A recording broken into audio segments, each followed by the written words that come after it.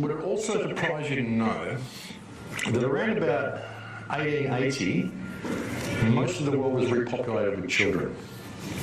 Think of the foundlings and the orphan trains. There were these orphan trains that went across the United States, which took around about 200,000 children per annum from east to west across the United States to repopulate all the west coast of children. There was 100,000 children a year sent out to Australia, 100,000 children sent out to New Zealand, to Africa, all to colonise these colonies. And why don't we hear about this in our history? Now, how many of the convicts that were sent out here were child workers that were sent out here to clean up after whatever caused this event, which wiped out the culture that was here before, and we're taught whatever history you want to teach them. Yeah.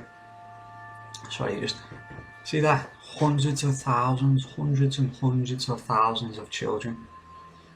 Now, again, the point is, can you erase history in a single generation?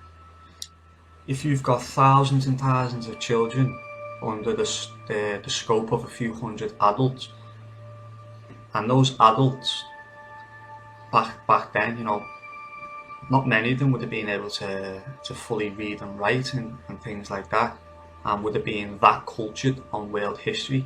You know, people were a lot more involved in the rat race back then. You sense, you know, things like food, shelter were a lot more important to these people, like a lot more hard to come by to these people than it is for ourselves today. But the fact that you've got all these thousands and thousands of children and a few hundred, a few thousand adults, you know, who's educating these children on what's happened here, there, and why they're here and there? Probably nobody, because where's the stories, where's the interviews with these people? Like the man just mentioned, you know, we don't hear of this. Like I touched on myself earlier on, we don't hear of this thing in our textbooks in school, in this institutionalised sphere over here of atheism and hard socialist ideologies. They dominate these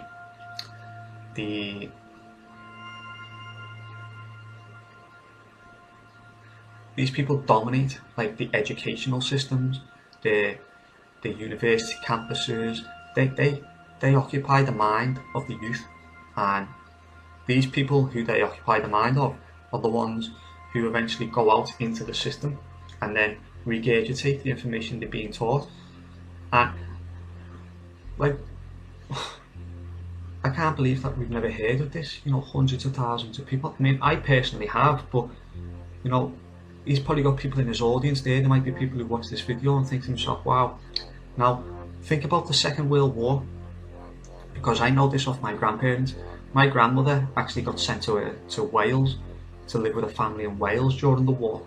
But she also mentioned about, like, she had friends who she never seen again, who got sent to different places and she just never seen again. So who knows, maybe they were sending people even as late as the Second World War. You know, when there's such chaos and so many countries are on lockdown and shut down, much like we've seen in the last year, you know, who's there to keep an eye out on these things? Who's there to write down the information that we can then learn about? I mean, I'd be interested to see in the next 12 months, when people start trying to get out to these monuments and sites around the world, has anything changed in the last year? Has anything been removed from walls, from artwork and things like that? But again, let's get back to the story. You know, kids in that sort of a situation, you could teach them any history you want. In Florence, Italy, there were 1,200 foundling hospitals in Florence, Italy, around about 1880.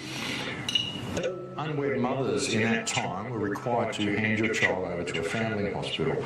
In 1 year, there was two hospitals in Florence collected 97,000 foundlings in 1 year. That's the level of children. 635,000 children across Europe in the year 1880. Where did all these children come from? Where did they all go? What was it all about? Where are all these foundlings going from? With the culture that was here before, Tartaria, the culture... Sorry to jump in again, but that just goes to show you as well, you know, these kids might not have had parents because the parents might have been taken out, and that policy is the cover policy you know, that's the document, but what's happening with the actions. Now, like he says, about the 635,000 children in 1 year in 1880, that's 150 years ago. That's 150 years ago. That's only a few generations ago. So just picture in your own mind now, whatever country you're living in, just picture 100,000 children getting picked up, taken to another nation to start an actual culture in that nation, a civilization, if you will.